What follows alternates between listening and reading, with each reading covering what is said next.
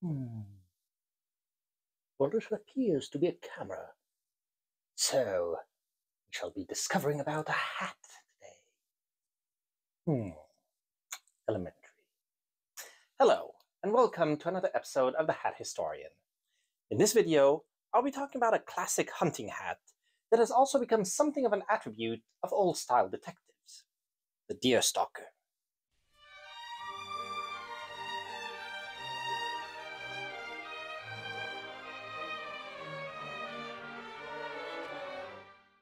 The Deerstalker is a hat with a dome-shaped crown, soft ear flaps, and two distinctive visors on the front and back.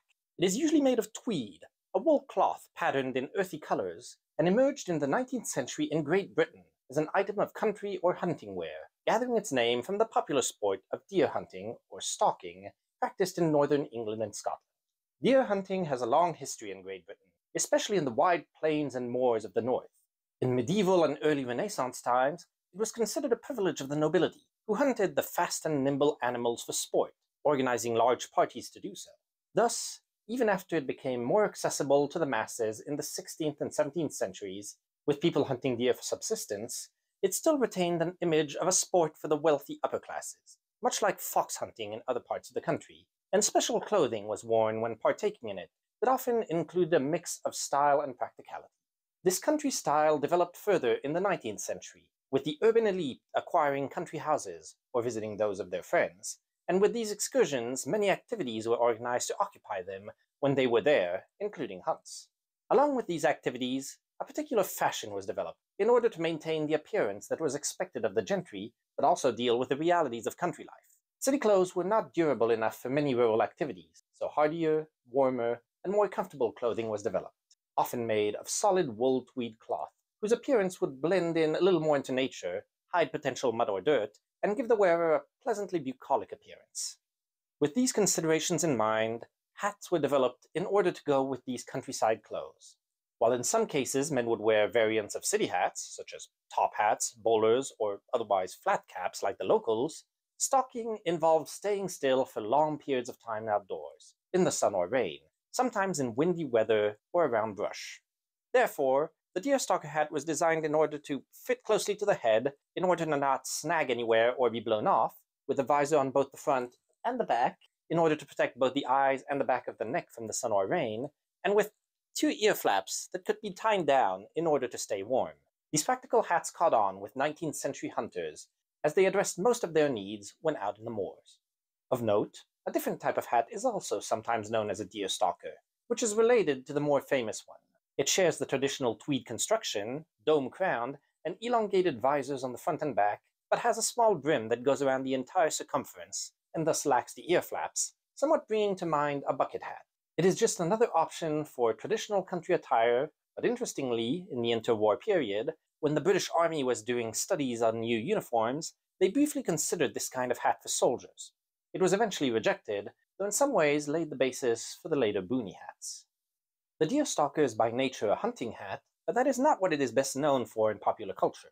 In the minds of the overwhelming majority of people, it is indissociably linked to one of the most famous fictional detectives, indeed characters, in history, Sherlock Holmes. The Deerstalker has become inextricably linked to the detective in popular consciousness, to the point that it generally will be referred to as a Sherlock hat, with few knowing its real name, and by extension is more representative of the occupation of detective than hunter.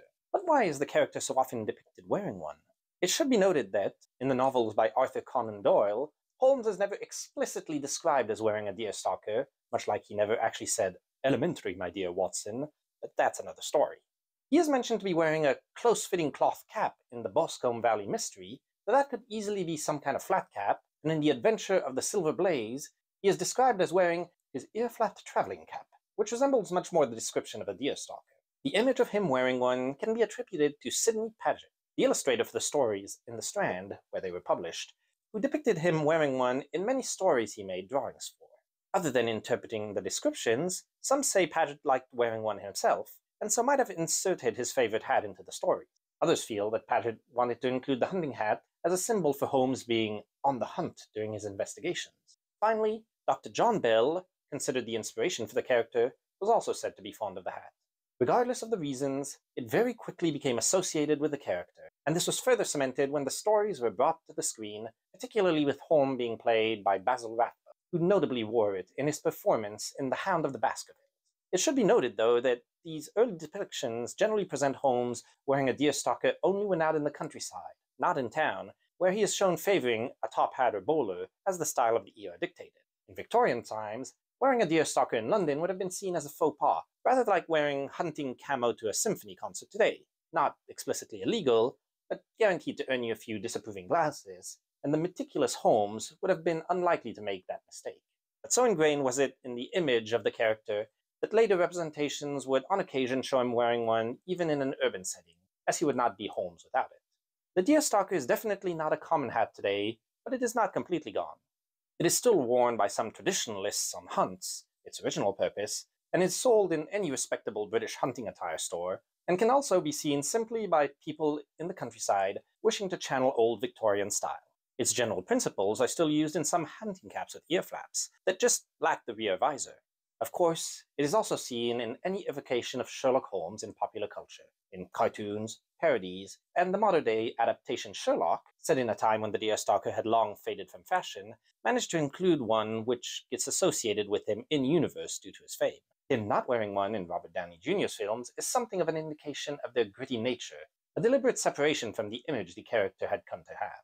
By extension, it is almost as essential to the image of the old detective as a magnifying glass, seen in caricatures, comics, and any time this classic type of character who solves mysteries by logic, cunning, and little violence is represented, in contrast to the fedora and trenchcoat wearing hard-boiled type. From a classic practical hunting hat to the attribute of mystery solvers, the deerstalker has had a strange journey, but with its distinctive appearance, as long as Sherlock Holmes endures, so will the deerstalker. So I hope once again that you found this video interesting and will join me again soon for another hat. Until then, I tip my hat to you.